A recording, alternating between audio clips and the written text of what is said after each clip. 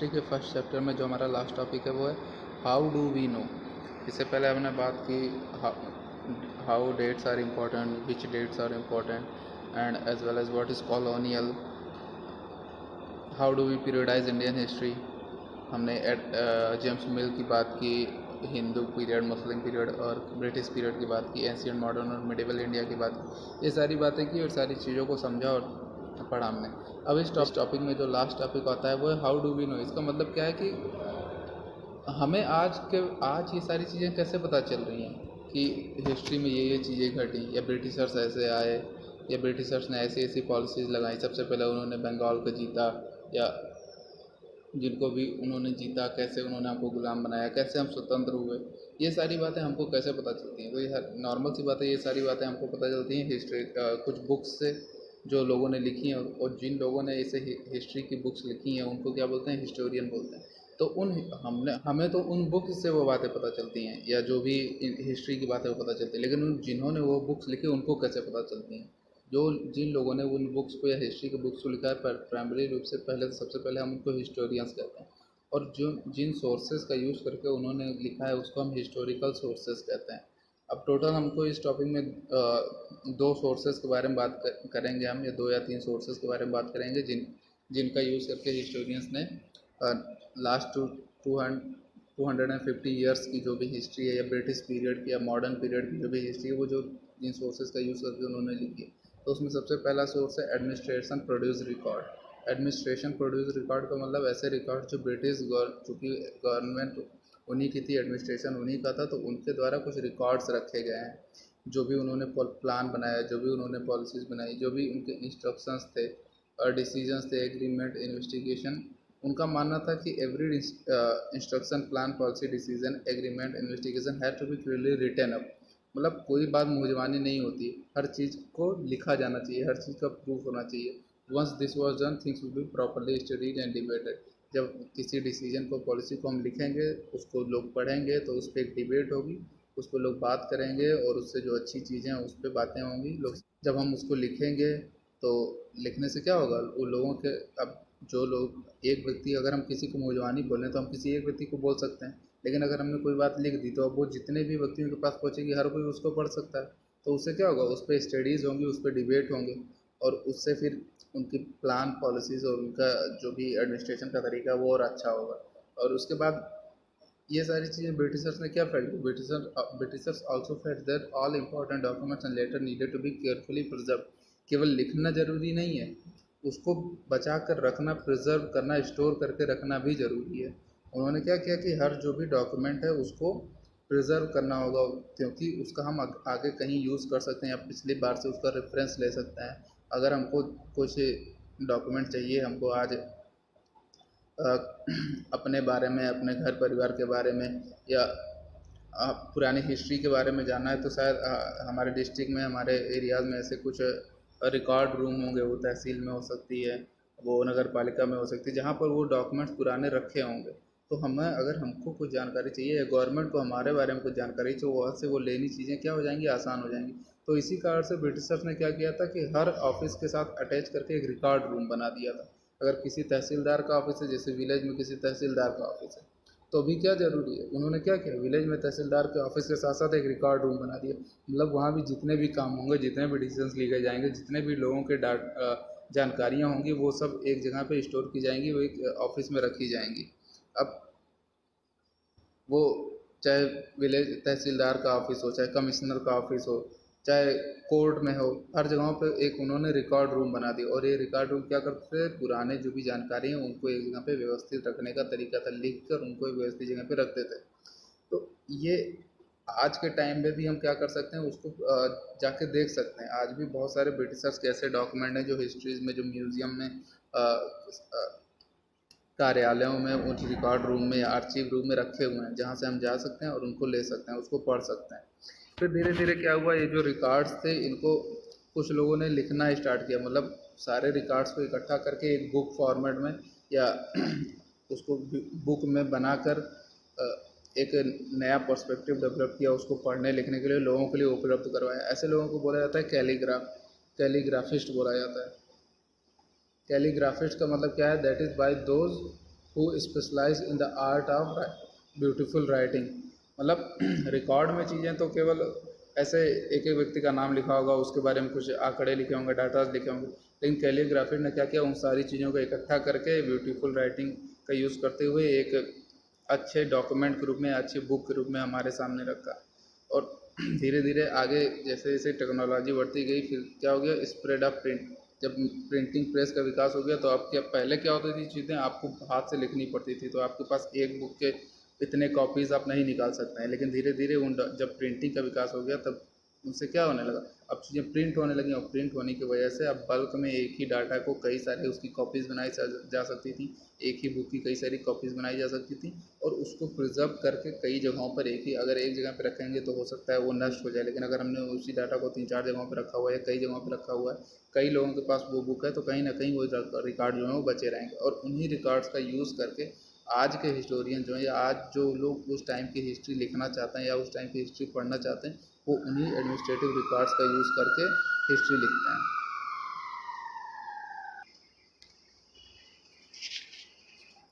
Second जो हमारा source है वो है सर्वेज। जो टॉपिक जो सब टाइटल लिखा हुआ है, सर्वेज बिकम इम्पॉर्टेंट। ब्रिटिशर्स का क्या मानना था, उनका मानना था कि Britishers believed that a country had to be properly known before it could be effectively administered। मतलब क्या है कि अगर आप किसी कंट्री को या किसी क्षेत्र को, किसी रीजन को एडमिनिस्ट्रेट करना चाहते हैं, या उसका उसका प्रशासन संभालना चाहते हैं, उस पर राज करना चाहते हैं, तो सबसे पहले आपको उस कंट्री के बारे में, उस एरिया के बारे में, उस रीजन के बारे में जानकारी होनी चाहिए।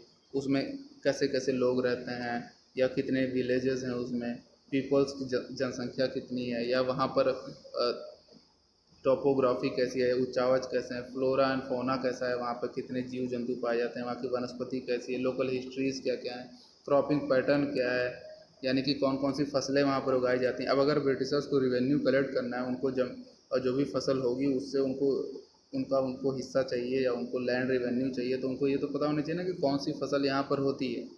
जब वो फसल होगी उसी हिसाब से, उस फसल के हिसाब से वो डिसाइड करेंगे कि हमको हर साल अपनी फसल का या अपनी उपज का इतना हिसाब से चाहिए।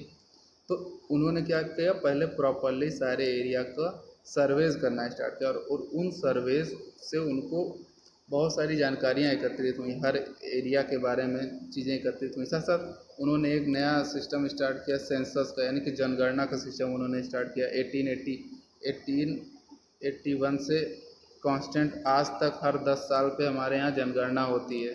अब जनगणना का मतलब क्या है कि जनता के बारे में कुछ ना कुछ जानकारियाँ इकट्ठा करना, कितनी जनसंख्या है हमारी, कौन से एरिया में ज़्यादा लोग रहते हैं, कौन से एरिया में कम लोग रहते हैं, और उनके पास कितनी प्रॉपर्टीज, ये सारी चीज़ें जनगणना में काउंट की जाती हैं। और उससे क्या होगा, सरकार के पास आपके आपके बारे में एक डाटा इकट्ठा हो जाएगा, और जिसका वो कभी भी यूज़ कर सकता है। और अगर वो रिकॉर्ड रूम में रखी रहेंगी चीज़ें, तो आज से 100 साल 50 साल बाद भी कोई चाहे तो आज के डेट की जनगणना या आपके एरिया का या देश के बारे में, देश की पॉपुलेशन के बारे में चीज़ें पता लगा सकता है। तो यही काम ब्रिटिशर्स ने भी किया उस टाइम। उन्होंने सर्वेज स्टार्ट किए, उस एरिया को, देश को, उस क्षेत्र को समझना स्टार्ट किया, उनके फ्लोरा एंड फौना को समझना स्टार्ट किया। और उसका चूँकि वो उनको पता था, उनके हमने एडमिनिस्ट्रेटिव प्रोड्यूस रिकॉर्ड में पहले बात कर ली थी कि उनका मानना है कि हर चीज़ को लिखा जाना चाहिए। तो उन्होंने जो भी सर्वेज़ किए उन सारी चीज़ों को लिख कर रखा। और चूँकि वो सारे सर्वेज़ आज भी कहीं ना कहीं आर्चीव में रखे हुए हैं, तो उससे हमको, हमारे हिस्टोरियंस जो हैं वो आज भी उसको एक्सेस कर सकते हैं, और उसको पढ़कर उससे अपनी हिस्ट्री या जो भी वो लिखना चाहते हैं उस टाइम के बारे में उसको लिख सकते हैं। ब्रिटिशर ने सर्वेस के पर्पज़ से कई सारे डिपार्टमेंट बना दिए। वो डिपार्टमेंट जैसे उसमें बॉटेनिकल सर्वे क्या करती है, जो भी देश में पेड़ पौधे पाए जाते हैं, कौन कौन सी प्रजाति के पेड़ पौधे पाए जाते हैं, कहाँ पर कितने पौधे पाए जाते हैं, कहाँ पर जंगल घने हैं, कहाँ पर जंगल नहीं, इन सारी चीज़ों को सर्वे करता है। इन सारी चीज़ों का रिकॉर्ड रखता है कि हमारे देश में कितने परसेंट एरियाज़ पे जो है वो फॉरेस्ट है, कितने परसेंट एरियाज़ पे कम वृक्ष हैं, या कितने परसेंट एरिया जो है वहाँ पर बिल्कुल भी वृक्ष नहीं है। सेकंड जो है वो है, जो पहला है बॉटेनिकल सर्वे, दूसरा है जूलॉजिकल सर्वे। जूलॉजिकल सर्वे क्या कहता है, जो भी जीव जंतु हैं, कौन से जीव पाए जाते हैं, कौन से जंतु पाए जाते हैं, उन सारी चीज़ों का कौन से एरिया में शेर पाया जाता है, कौन से एरिया में चीता पाया जाता है, कौन से एरियाज़ में क्या पाया जाता है, उन सारी चीज़ों का सर्वे करता है, उन सारी चीज़ों का रिकॉर्ड रखता है। थर्ड है आर्कियोलॉजिकल सर्वे। आर्कियोलॉजिकल सर्वे क्या करती है, जो प्राचीन चीज़ें हैं उनको खोज के निकालती है, पुरानी हिस्ट्री को खुदाई से कुछ निकली हैं चीज़ें, अगर कोई पुरानी मूर्ति निकली है, कोई नया साइट निकला है, कोई पुरानी चीज़ें पता चली हैं जिससे हम हिस्ट्री पता पता कर सकते हैं इससे, तो उन सारी चीज़ों को सर्वे करने का काम आर्कियोलॉजिकल सर्वे का है। ऐसे कई सारे सर्वेज उन्होंने बनाया और जिनका काम होता था मेनली रिकॉर्ड रखना या उस एरिया के बारे में, उस जो भी टॉपिक पे वो सर्वेज हैं उसके बारे में पता करना और उनका रिकॉर्ड रखना। और आज चूँकि वो सारे रिकॉर्ड जो हैं उन्हीं रिस्पेक्टिव सर्वेज के ऑफिस में या रिकॉर्ड रूम में रखे हुए हैं, तो उसका यूज़ करके हम उस टाइम पीरियड की हिस्ट्री या जो हिस्टोरियंस है उस टाइम पीरियड की हिस्ट्री लिखते हैं। जो लास्ट टॉपिक है वो है what official record do not tell. अब जैसे हमने बात की कि अभी तक जो भी एडमिनिस्ट्रेशन के रिकॉर्ड्स हैं या जो भी सर्वेज हैं वो सारी किसने करवाई हैं, वो जो ऑफिशियल रिकॉर्ड्स हैं या जो भी सरकार है, ब्रिटिश गवर्नमेंट है, उन्होंने करवाई हैं। तो जब जब भी वो बात होगी उसमें जब भी जो भी डाटाज लिखे होंगे या जो भी विचार लिखे होंगे वो उनके खुद के विचार लिखे होंगे। वो क्या सोचते हैं इंडिया के बारे में, या वो इंडिया के में कौन सी पॉलिसीज़ लाना चाहते हैं, कौन कौन सी तरीके से एडमिनिस्ट्रेशन करना चाहते हैं, कि ये सारी बातें उसमें लिखी होंगी।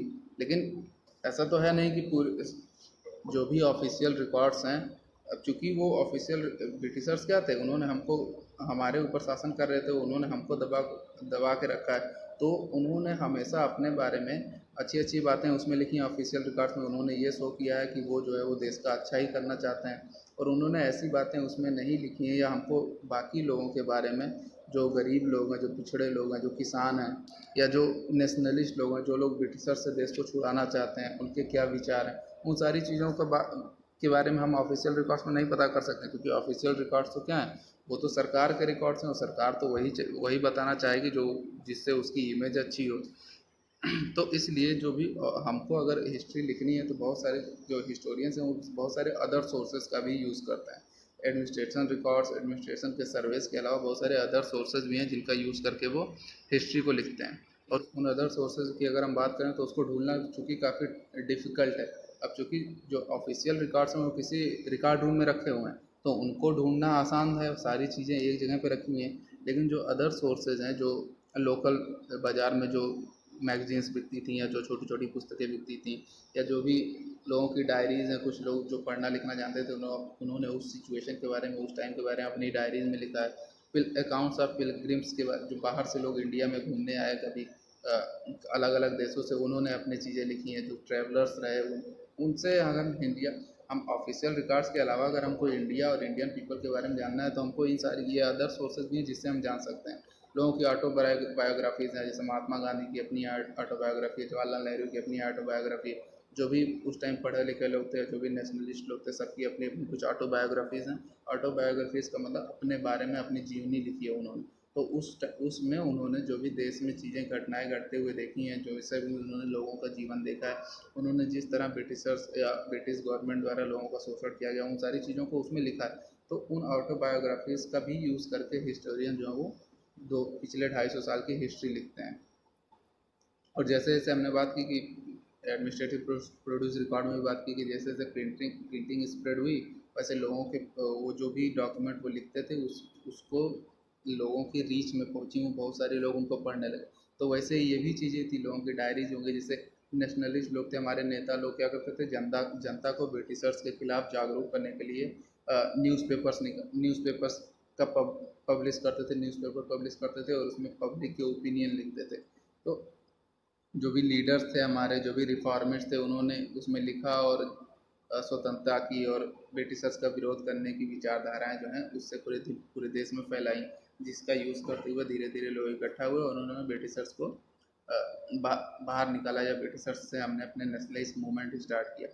तो ये सारे सोर्सेज अदर सोर्सेज हैं ब्रिटिशर्स के अलावा, ब्रिटिश के एडमिनिस्ट्रेटिव रिकॉर्ड, ब्रिटिशर्स के सोर्स के अलावा जो बाकी लोगों के रिकॉर्ड्स हैं उनका यूज़ करते हुए भी लोग हिस्ट्री लिखते हैं। लेकिन इसमें एक जो तबका है वो अभी भी छूट जाता है। अब जैसे हम बात करें कि लोगों ने डायरी लिखी, या लोगों ने अपनी ऑटोबायोग्राफी लिखी, लोगों ने न्यूज़पेपर छापे, तो ये सारे ऐसे लोग होंगे ना जिनको पढ़ना लिखना आता है। उस टाइम जनसंख्या हमारी करीब 80% जनसंख्या, 90% जनसंख्या तो ऐसी थी जिनको पढ़ना ही नहीं आता था या जिनको लिखना ही नहीं आता था। तो उन्होंने अपने बारे में कुछ लिखा ही नहीं है, या किसी और ने उनके बारे में लिखा भी होगा तो उसको ढूंढना काफ़ी मुश्किल काम है। तो जो हिस्टोरियंस होते हैं वो ऐसी चीज़ों को ढूंढते हैं, वो ढूंढ ढूंढ के निकालते हैं और उससे फिर हिस्ट्री लिखते हैं। तो जो इलिटरेट पीपल थे उन सब सबसे आसान सोर्स कौन सा हुआ? जो एडमिनिस्ट्रेशन में पढ़ा सोर्स है। उससे थोड़ा सा आसान कौन हुआ? लोगों की डायरीज हुई और लोगों की ऑटोबायोग्राफीज हुई, जो बुक के फॉर्म में है, प्रिंटिंग के वजह से कई सारी जगहों पे अभी भी रखी हुई हैं, उससे हम पढ़ सकते हैं। लेकिन सबसे जो मुश्किल काम है वो किसके बारे में पता लगाना है? उन ट्राइबल्स लोगों के बारे में पता लगाना है, जो तो जंगलों में रहते थे या मेन लोगों से, मेन पॉपुलेशन से कट के रहते थे। तो उनके बारे में कहीं कोई रिकॉर्ड ही नहीं है। उनके बारे में, उनके एक्सपीरियंस के बारे में, उन्होंने कैसे अपनी ज़िंदगी जी, उसके बारे में कहीं कुछ लिखा ही नहीं हुआ है। जो गरीब लोग हैं, जो माइंस में काम करने वाले लोग थे, उनके बारे में चीज़ें कहीं नहीं लिखी, या लिखी भी हुई किसी दूसरे ने लिखी हुई है, तो उनको ढूंढना काफ़ी मुश्किल टास्क है। लेकिन जो हमारे हिस्टोरियंस है वो उनको भी ढूंढते हैं, उनको पढ़ते हैं और उनसे क्या करते हैं, हिस्ट्री लिखते हैं। उन अब आगे के चैप्टर में जो भी हम हिस्ट्री पढ़ेंगे वो उन्हीं लोगों ने लिखी है, जो हमारे हिस्टोरियंस हैं। उन्होंने ऑफिशियल, हम कोई ऑफिशियल रिकॉर्ड तो पढ़ने जा नहीं रहे हैं। हम क्या पढ़ रहे हैं? हम तो वो बुक पढ़ रहे हैं जिसमें जिन लोगों ने ऑफिशियल रिकॉर्ड्स पढ़े हैं या जिन लोगों ने लोगों की ऑटोबायोग्राफीज पढ़ी हैं, उन्होंने उसमें जो चीज़ें लिखी हैं, हम उन बुक्स को पढ़ेंगे और उसी से हम समझेंगे कि हमारी पिछले 250 साल की हिस्ट्री कैसी थी, या ब्रिटिश पीरियड कहता था, कॉलोनियल पीरियड में कौन कौन सी चीज़ें चेंजेस हुए और किस तरह से फिर हमने उस कॉलोनियल जो भी अ, हम दूसरे देश के गुलाम थे, कैसे उनके शासन को हमने उखाड़ फेंका और अपने देश को स्वतंत्र करवाया।